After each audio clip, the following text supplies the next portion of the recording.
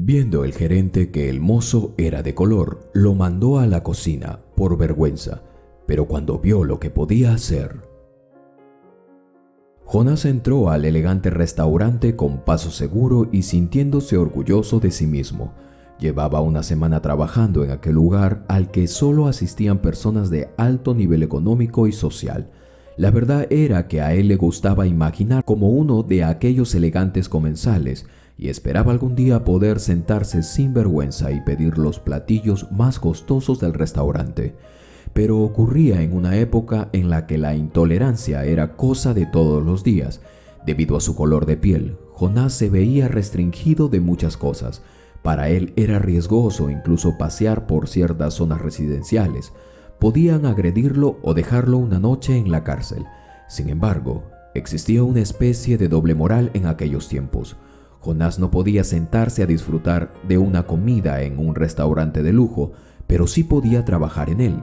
Y eso fue lo que exactamente hizo él. Estaba cansado de las miserias a la que estaba acostumbrado en su pueblo natal, así que partió a la gran ciudad lleno de esperanzas. Allí pasó por varios trabajos y situaciones un poco incómodas, pero finalmente conoció a Terry, el dueño de un prestigioso restaurante. El hombre de unos 50 años estaba buscando un camarero, pero estaba cansado de que todos los chicos blancos que había entrevistado le pidieran el triple del salario. Terry estaba tomando un café cuando se percató en lo bien que lo atendía Jonás. El joven era atento y respetuoso, justo lo que estaba buscando. «Oye muchacho, ¿estás buscando trabajo?», le preguntó. «Sí, señor, siempre estoy buscando algo mejor», respondió Jonás con una sonrisa muy amable. «Entonces tengo trabajo para ti. Ve a esta dirección mañana, pregunta por Terry y desde mañana mismo puedes comenzar». Jonás recibió la nota con una sonrisa de agradecimiento, mientras se preguntaba internamente qué tipo de trabajo sería. Al día siguiente se apersonó al lugar indicado y no pudo sino quedarse boquiabierto ante tanto lujo. Nunca pensó que una oportunidad como esta se le abriría, por lo que no dudó en presentarse con seguridad en sí mismo. Sin embargo, fue detenido en la puerta principal por los porteros, quienes le informaron que la entrada para personas como él era por la parte de atrás. No lo podía creer, sin embargo, sus sueños estaban por encima de todo. Jonás entró con tal seguridad desbordante que impresionó de inmediato a Terry y le aseguró un empleo como mozo en aquel hermoso restaurante. Sin embargo, ni Terry ni Jonás habían previsto el inconveniente que se les avecinaba. Jonás se sentía a sus anchas en el trabajo, era atento con los clientes y se sentía maravillosamente bien, pero los otros mozos con los que debía trabajar eran blancos y tenían serias reservas hacia las personas de color, al igual que el gerente del restaurante. Los otros mozos le hacían desaires, no lo incluían en las conversaciones del trabajo y ciertamente intentaban por todos los medios que el chico renunciase o pidiera un cambio. El chico de color no se amilanaba por aquel sabotaje, muy por el contrario ponía aún más empeño en su trabajo e intentaba resaltar sobre los demás. Siempre terminaba por sobresalir, hasta cierto día en el que todo se salió de control. Cuando Jonás llevaba una semana trabajando como mozo, llegó una pareja de ancianos muy elegantes. Se notaba que eran personas de más alto estrato social, acostumbrados solo a lo mejor y a lo más exclusivo. Al tomar asiento, les veía sonrientes y agradados como la gran mayoría de los clientes que frecuentaban el restaurante. Simplemente se sentaron con una expresión muy seria en sus rostros rosados y seguido chasquearon sus dedos como dando orden. Jonás no tenía idea de qué significaba ese gesto, pero era una de sus mesas asignadas, así que se acercó con su habitual actitud positiva y les dejó el menú a cada uno. La pareja no le había dirigido al joven ni una sola mirada, pero al notar la mano del que los atendía, que era de color, voltearon unánimemente con la confusión y el desagrado patentes en su rostro. El hombre fue el primero en hacer un gesto de desagrado. Se chupó los dientes haciendo un sonido de molestia. ¿Un mozo de color? Bah, ¿cómo ha decaído el servicio en todos lados? Querida, ¿por qué mejor no nos vamos al restaurante francés de las afueras? La mujer estaba concentrada estudiando el menú y con una voz cortante le dijo: «Lucas, ya te he dicho que tengo mucho tiempo queriendo comer de nuevo el pato grillado de este restaurante. Que el servicio haya decaído en la atención no quiere decir que sea lo mismo con la comida». Jonás se dio cuenta que aquella pareja serían clientes muy difíciles y lo mejor sería guardar un silencio absoluto mientras ellos decidían si comerían o no. Luego de unos minutos, el hombre por fin le habló sin siquiera dirigirle la mirada. «Tú, chico, toma nota. Un plato grillado, una canasta de pan y una botella de vino que la acompañe. Que sea el más viejo, por favor». El joven mesero quería cumplir a cabalidad su intención de no hablar, pero no quería cometer ni un solo error en aquel pedido. Así, modulando lo mejor posible su tono de voz, preguntó: «¿El señor sería tan amable de decirme qué tipo de vino le gustaría?». El hombre se giró y le dirigió al chico una mirada cargada de desprecio antes de responderle: «¿No sabes qué tipo de vino le va bien al pato? ¿Y dices que trabajas aquí? Esto es una broma de mal gusto. Niño, hazme el favor de traer a un mozo en condiciones. Vete de acá». No era la primera vez que alguien se burlaba o le hacía sentir menos por su color de piel, pero Jonás no estaba dispuesto a darle el gusto a aquel hombre que lo había despreciado, porque él simplemente estaba cumpliendo su trabajo de la manera más adecuada y amable que se podía. Se dirigió a la cocina para entregarle la comanda y de paso a preguntar qué tipo de vino era el adecuado para el pato. Aunque Jonás era un muchacho encantador y estaba entregado a ser el mejor en su trabajo, aún pecaba a veces de inocente. Antes de entrar a la cocina, le preguntó a uno de los mesoneros, que generalmente lo ignoraba, cuál sería un buen vino para acompañar el pato. El chico suprimió una pequeña sonrisa y haciendo una mueca de fastidio le dijo: «Vino blanco o rosa, y deja de preguntar tonterías». Jonás le agradeció y se dirigió a la cocina. Allí dentro era otro ambiente, pues estaba llenas de personas de color a excepción del chef. Jonás entregó su comanda y esperó afuera, mientras llevaba los pedidos de sus otras mesas y atendía a otros clientes. Cuando fue el momento de entregar el pedido a la grosera pareja, Jonás suspiró por lo bajo y adoptó una actitud pausada y casi invisible. Dejó la canasta de pan, luego el pato y por último sirvió el vino con la mayor de las elegancias. Sin embargo, fue un esfuerzo inútil. «¿Qué diablos?», exclamó el anciano. «¿Te crees muy chistoso, niño?», le dijo con un tono amenazador mientras se levantaba con una mirada que infringía miedo a cualquiera en su arrugado rostro. Jonás retrocedió 2 pasos mientras intentaba explicarle, pero el anciano lo tomó de su chaqueta y comenzó a zarandearlo. «Es por esto que la gente como tú no puede atender. Son demasiado ignorantes y tontos. Apuesto a que pusiste algo a nuestra comida, porque además también son rencorosos». Jonás intentaba zafarse con cuidado del agarre del anciano, pero lo tenía firmemente agarrado y sin posibilidad de salirse si no le tomaba de las manos. Los demás clientes se espantaron al ver aquel espectáculo violento, mientras los meseros se reían disimuladamente de la situación hasta que finalmente uno de ellos fue a advertirle a Terry en su despacho. El dueño del restaurante salió corriendo a tratar de calmar la situación y al ver aquel bochornoso incidente, enseguida separó a ambos hombres y de un grito envió a Jonás a su oficina. Luego se giró hacia la pareja y se deshizo en disculpas, dándole incluso la comida gratis. El anciano logró calmarse lo suficiente para decirle con un tono de voz modulado: «No debería tener ese tipo de gente atendiendo a las mesas. Eso está bien para cafeterías y comedores, pero no para un lugar tan elegante como su restaurante. Da mala impresión». Terry no sabía en dónde meter la cabeza y estaba rojo de vergüenza y enojo. Fue con paso decidido hasta su oficina y estaba listo para darle una dura llamada de atención a su empleado. «¿En qué estabas pensando, Jonás? ¿Acaso nunca te habías cruzado con gente así? Debería despedirte por esto». Jonás esperó a que su jefe terminara de descargar toda su furia en él y luego le explicó su versión de los hechos.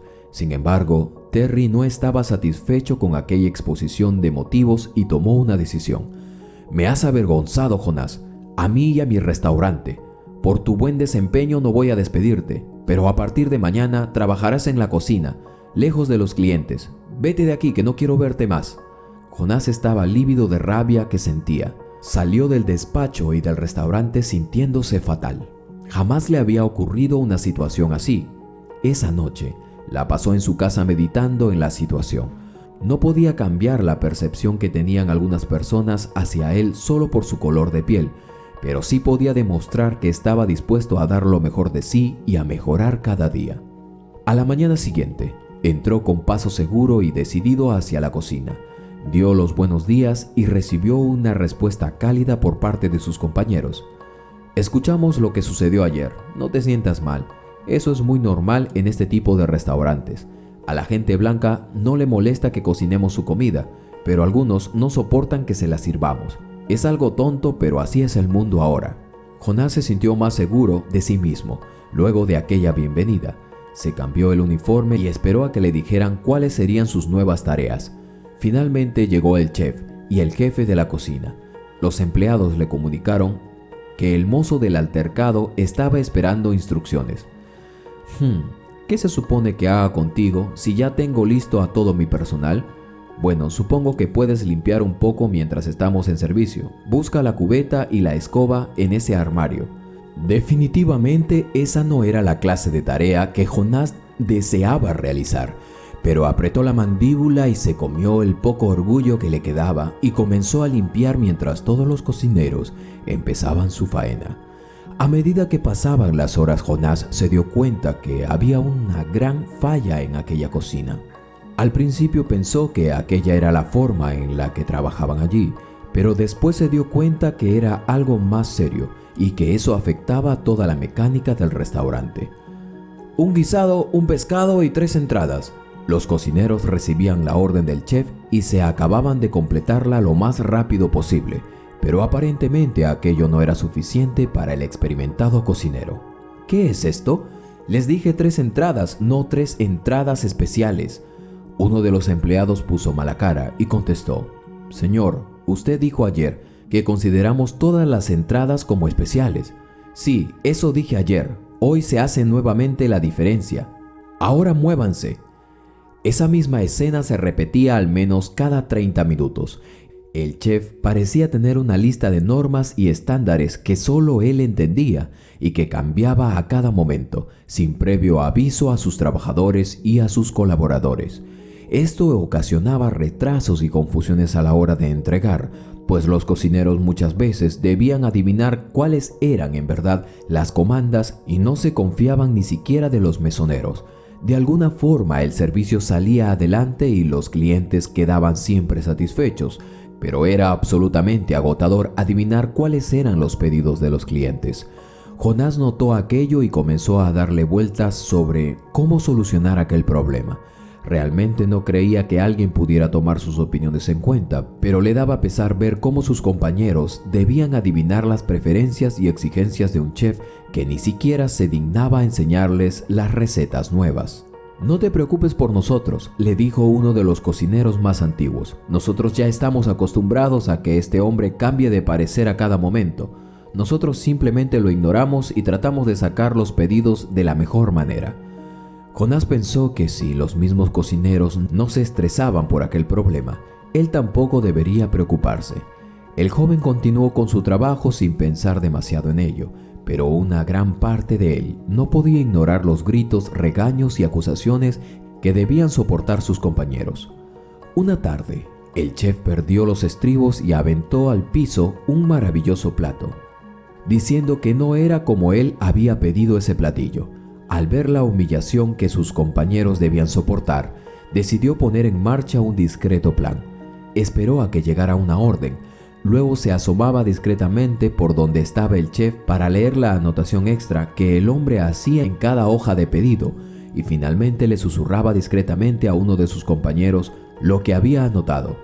El cocinero lo captó de inmediato y comenzó a preparar el platillo. Al entregarlo, el chef simplemente lo miró y le dio el visto bueno al plato sin pronunciar palabra alguna. Luego de 2 semanas, aplicando ese plan, se aprendió de memoria los platillos y como se suponía que debían salir de la cocina, lo que casualmente coincidió con un día en el que el chef renunció alegando que no quería seguir trabajando en una cocina llena de gente poco talentosa. Terry se dirigió al personal de cocina y les informó que no podrían trabajar hasta nuevo aviso y que por lo tanto no recibirían su paga. Todos esperaban preocupados por perder su empleo hasta que Jonás se aventuró a decirle a Terry: «Yo puedo dirigir la cocina, me sé todos los platos y cómo deben ser servidos». Los mesoneros y parte del personal administrativo se rieron en su cara, pero el dueño del restaurante estaba verdaderamente preocupado por tener que encontrar un nuevo jefe de cocina. Decidió darle entonces la oportunidad. Jonás por primera vez en su vida se vistió con un elegante traje blanco y lleno de nervios empezó a darles las órdenes a sus compañeros. Los cocineros comenzaron a trabajar rápidamente y a entregar los pedidos de forma más rápida, limpia y de manera dinámica. Por primera vez en 8 horas de servicio, Terry no escuchó un solo grito de reclamo proveniente de la cocina. Aquello le extrañó en demasía, así que se acercó para ver el salón y se encontró con que todos los comensales estaban felices y sumamente agradados con la cocina. Eso lo tranquilizó, pero sabía que definitivamente algo estaba sucediendo. Fue hasta la cocina y se quedó sin habla. Jonás daba las órdenes y los cocineros trabajaban concentrados en sus tareas. No había ni un solo grito, ni un solo reclamo, ni siquiera caras de enojo. Todos estaban concentrados en hacer su trabajo. El dueño del restaurante estaba maravillado y decidió que a partir de ese momento, Jonás sería el nuevo jefe de cocina. Nunca pensó que aquel muchacho al que estuvo a punto de despedir por vergüenza fuera la salvación de su negocio. Jonás aprendió que muchas veces en la vida, cuando una oportunidad de oro termina, es porque algo mucho mejor y que tiene valor incalculable nos aguarda. Solo debemos saber observar y dar siempre todo de sí. ¿Qué les pareció esta historia, mis queridos suscriptores y suscriptoras? Sin duda alguna, como siempre, una reflexión inmersa se encuentra en ella. Si captaste el corazón de la historia, házmelo saber en un comentario. Yo con mucho gusto te contestaré y te regalaré un corazón. No olvides suscribirte si aún no lo estás. Activa la campanita de notificaciones y selecciona la opción Todas. Así YouTube te avisará cuando suba una nueva historia. Yo soy tu amigo de siempre, Carlos Matthews, y no te muevas, te invito a ver la siguiente historia.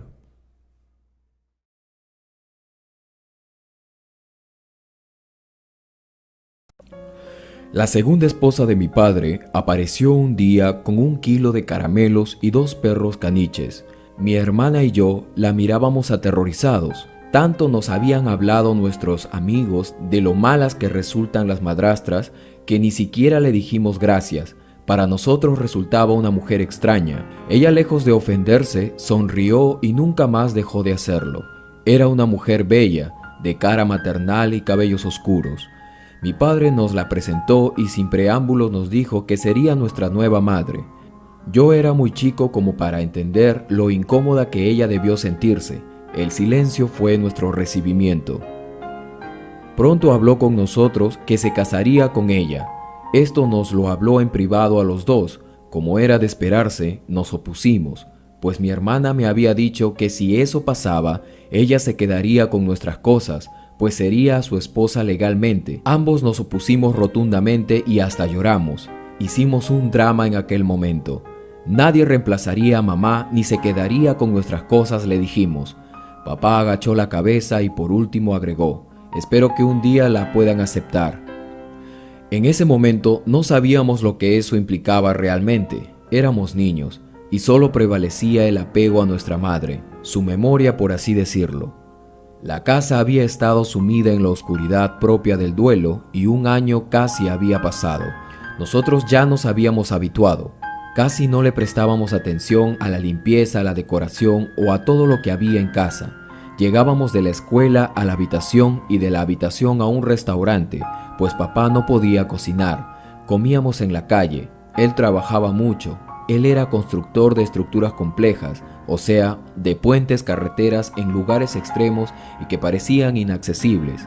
Las cosas en la casa quedaron tal y como mamá una vez las había dejado, pero la mujer de mi padre llegó y lo primero que hizo ese día fue dejar entrar el sol a la casa. Empezó a correr las persianas y en otras ocasiones en otra ventana las cortinas, las abrió y poco a poco la luz empezó a ingresar a ese recinto.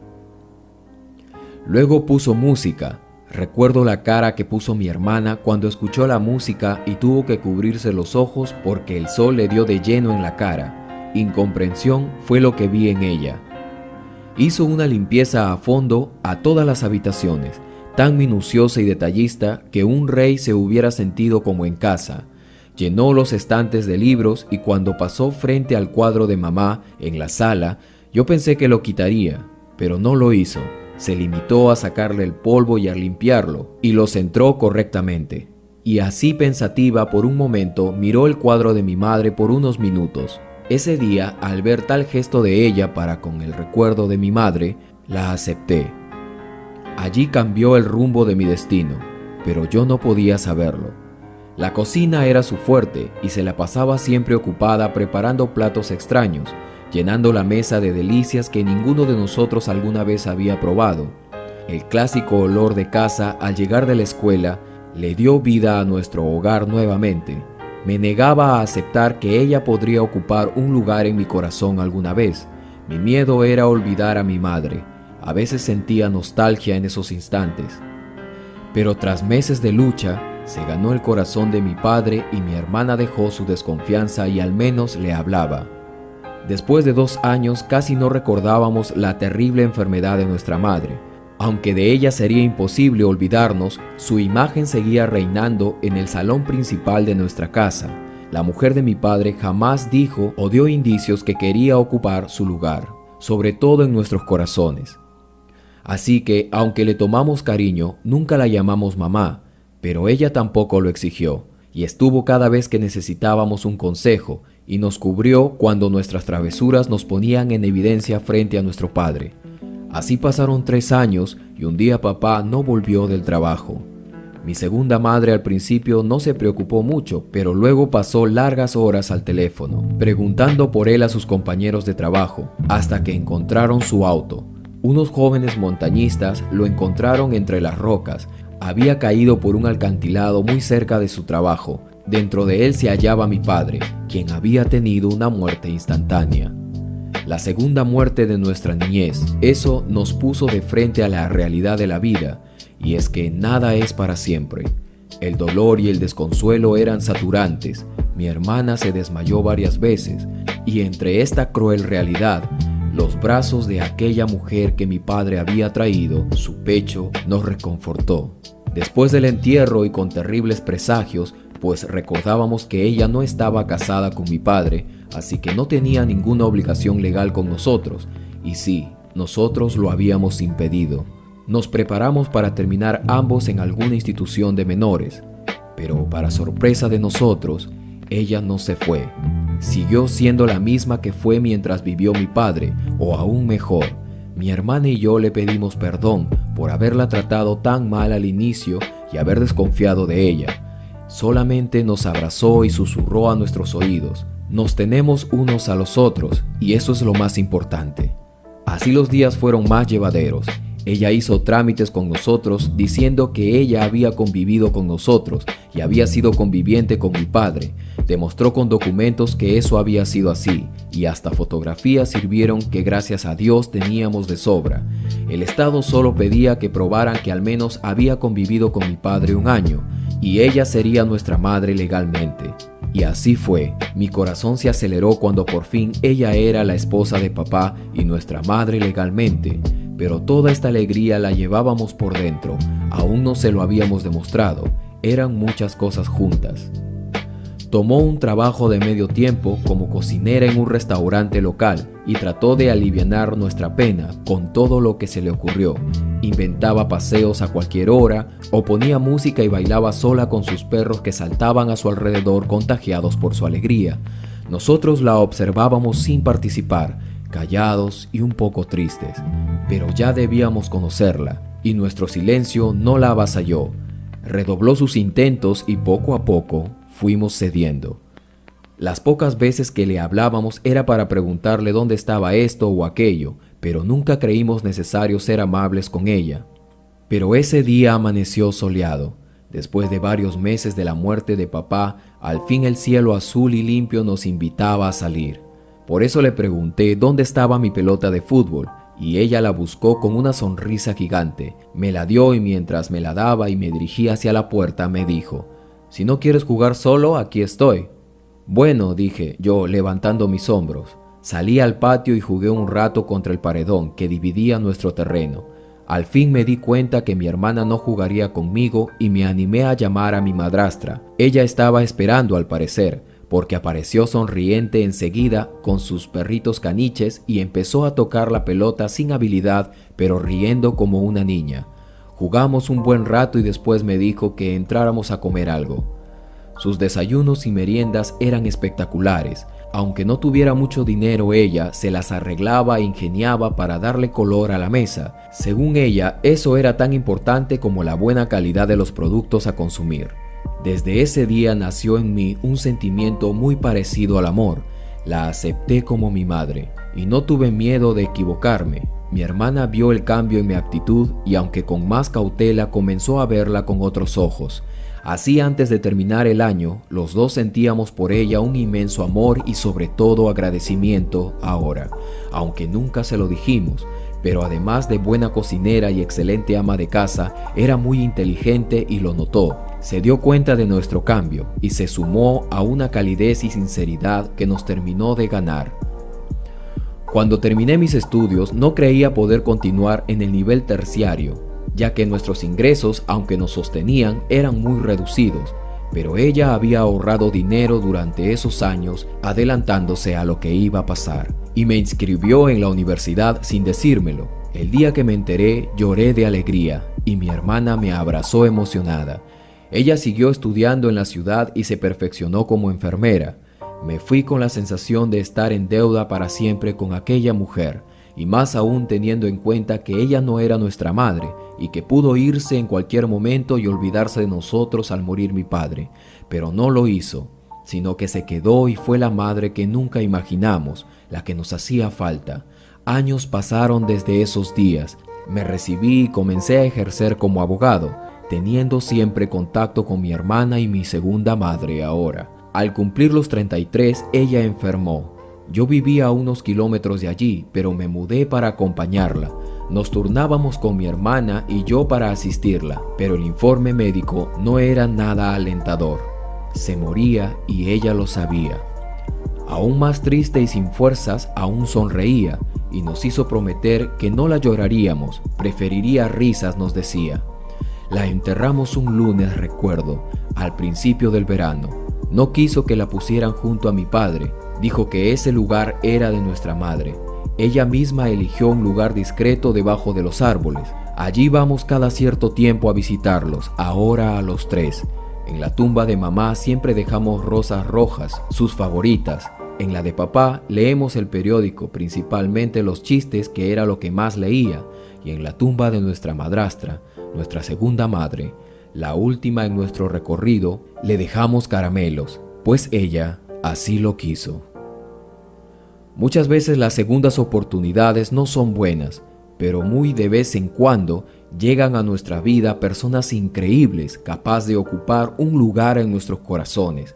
Y aunque a veces pareciera que ya no existe un espacio allí adentro, siempre hemos de ampliar y buscar un rinconcito para estas personas especiales. Y una vez que estén allí, dense por seguros que no lo abandonarán nunca más, aunque se hayan ido.